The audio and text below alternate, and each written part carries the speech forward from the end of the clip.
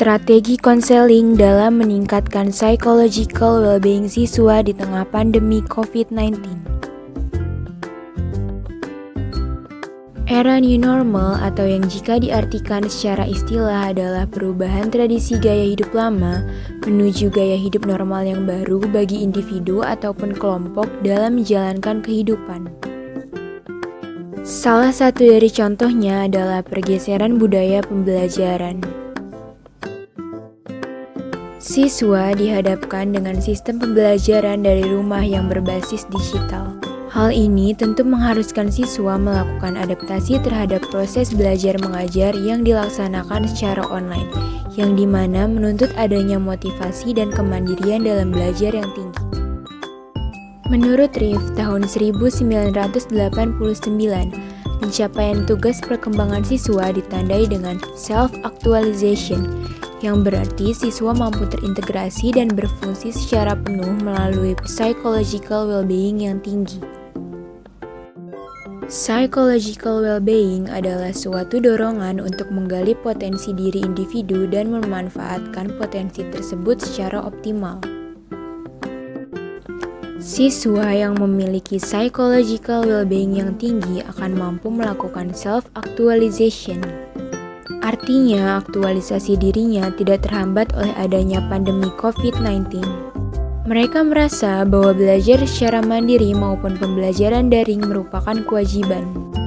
Sehingga ada kesadaran dari diri sendiri untuk mengikuti pembelajaran daring tanpa paksaan dari siapapun. Sedangkan, siswa yang memiliki psychological well-being rendah adalah siswa yang tidak memiliki keinginan untuk mengaktualisasikan diri. Hal ini ditandai dengan menurunnya motivasi belajar, stres akademik, jenuh dalam belajar, juga produktivitas menurun.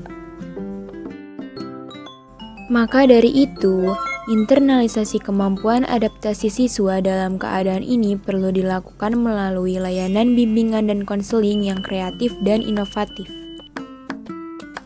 Topik yang diangkat nantinya dapat konselor fokuskan pada kemampuan adaptasi siswa. Misalnya, topik yang pertama yaitu penerimaan akan adanya perubahan potensi diri dan lingkungan. Hal ini dapat menimbulkan kesadaran tersendiri pada diri siswa akan kewajiban dalam mengikuti pembelajaran. Topik yang kedua yaitu critical thinking. Topik ini bertujuan agar siswa dapat membuat keputusan yang logis berdasarkan informasi yang didapat dan diolah sesuai kemampuan sendiri. Topik yang ketiga ada gaya belajar. Hal ini dilakukan agar mempermudah guru untuk menyediakan lingkungan yang mendukung dan mempermudah siswa menyerap informasi secara maksimal. Topik yang terakhir yaitu thought stopping. Thought stopping terapi bertujuan untuk mengubah proses berpikir, dalam artian membantu konseli dalam menghilangkan pikiran yang mengganggu.